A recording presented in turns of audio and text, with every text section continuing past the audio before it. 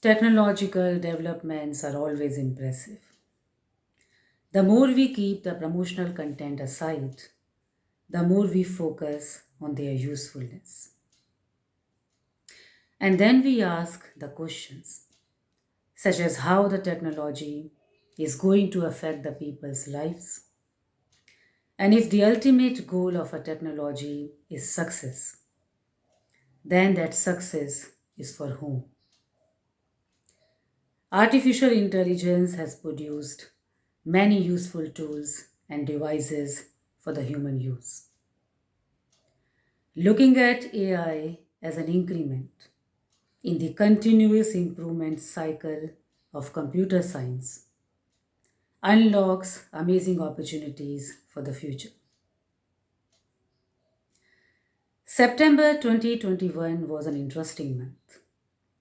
It saw the launch of two critical AI predictions from two different parts of the world. Dr. Kai-Fu Lee, CEO of Innovation Ventures, together with a science fiction writer, Chen-Chu Fen, published a book, AI 2041 10 Vision for Our Future. And coincidentally, during the same time, Henry Kissinger, Eric Schmidt, and Daniel Huttenlocher's book, The Age of AI and Our Human Future, was launched too. For scientists and engineers, practicing the imaginative forward glance is a good thing. It helps in assessing the impact of an innovation in advance, and then there exist the possibilities to improve it as well. But the problem today is that the job of assessing and making the predictions about the future change of a technology that traditionally belongs to scientists, mathematicians, and technologists is now replaced by some science fiction writers, historians, philosophers, journalists, and even some ex diplomats. And people from these categories, as we know, often share their views in an interesting and entertaining manner. In the current trends in AI, it is interesting to note that some discussions are now entering into a phase where the ideas of free will, self consciousness, and unpredictability are now referred to as the features of the system, while reliability, efficiency, and predictability kind of labels more and more promoted as some expectations from the human users. The thought of every age reflects in its technique, wrote mathematician Norbert Wiener in his classic book, Cybernetics or Control and the Communication in Animal and Machine.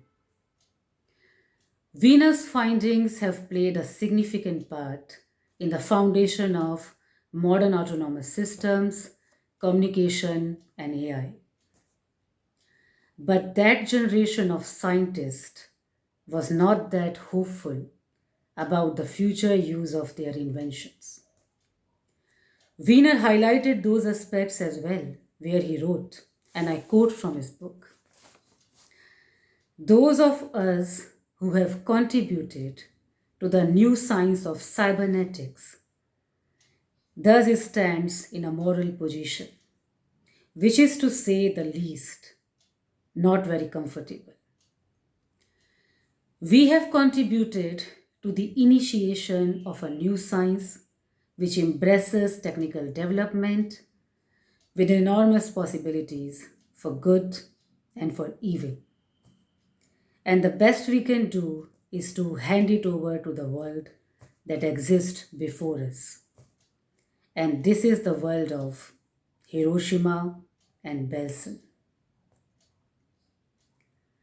So the concerns about the misuse of AI were always there.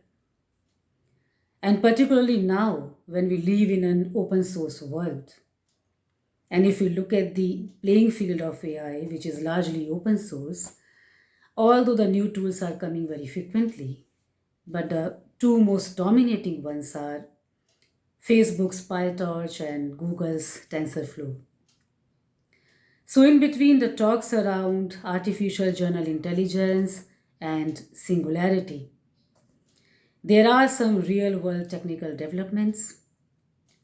And the more one is aware about the technical aspects of AI, the more he or she will understand its usefulness as well as limitations.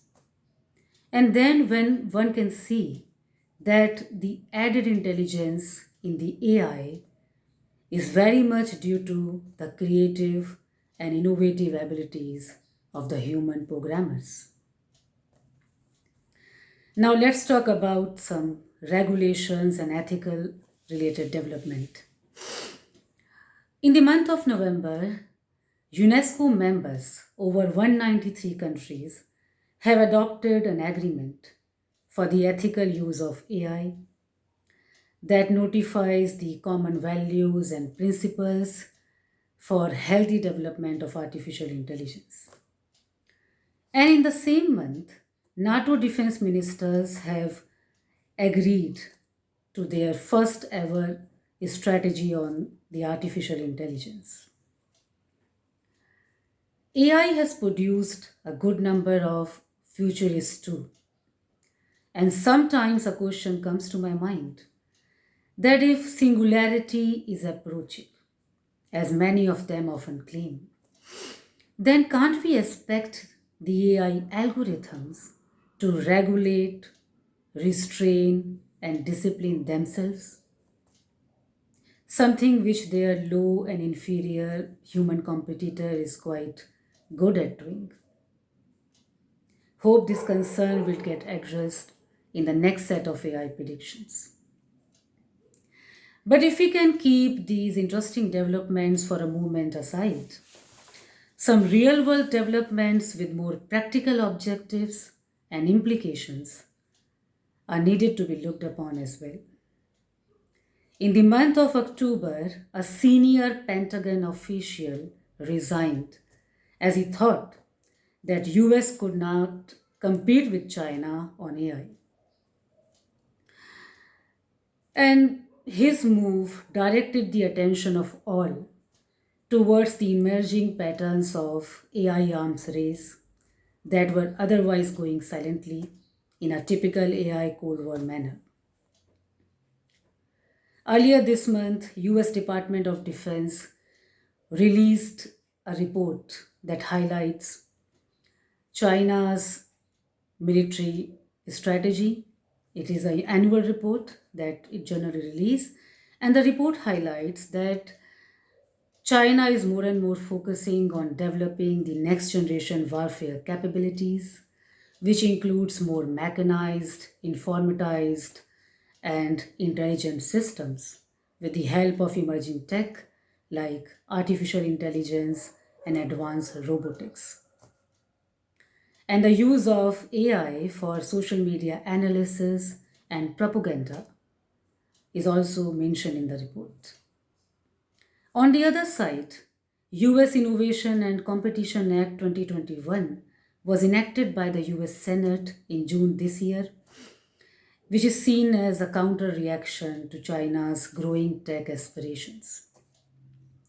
So there are several other overt and covert moves that are going on both sides. But what is more interesting here is that now a new kind of mutual understanding between the two on the question of division of AI's strategic pie is taking shape as well. And Dr. Kai-Fu Lee has perfectly described that in his book, AI Superpowers. And I quote, China and the United States have already jumped out to an enormous lead over all other countries in artificial intelligence, setting the stage for a new kind of bipolar world order. So, in a nutshell, the two sides have good reasons to come together. Both have not just big tech and big data, but big ambitions as well. And their maneuvers in this domain can certainly turn into an uncertain route in the years to come. What all we can say now is that from technology to politics to geopolitics, the pace of shift in the world of AI is quite impressive. Now let's talk about the human perspective. If the mind can be decoded, then it can be reprogrammed. And if it can be reprogrammed, then it can be controlled. These ideas have fascinated the researchers for decades. And it is also important here to note that the progress in the field of artificial intelligence is not the product of computer and information technology alone. It includes physiology, neurology, as well as psychological experiments. How AI can shape and influence the way of human life is a question which has been answered in many different and innovative ways. But ironically, the human perspective in AI is yet to be introduced. And it is not the AI which is to be blamed for this. It is the fault of our own human systems that fails to distinguish between a user and an instrument. For a technology and its improvisations to remain relevant, it is necessary that its core interest must shift and align with the changing time. AI is created to make the humans more productive and to reduce their labor content. I think a fair brainstorming on how optimally the human can use AI is still due on our part. Dialogues like with great power comes great responsibility have dominated the technology and product designs for decades, and we have seen their limitations as well.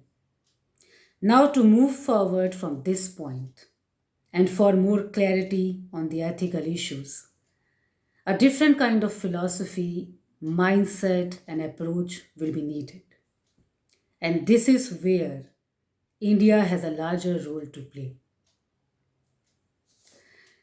We need to remember that AI is the product of an advancement in the computer science, not its representative.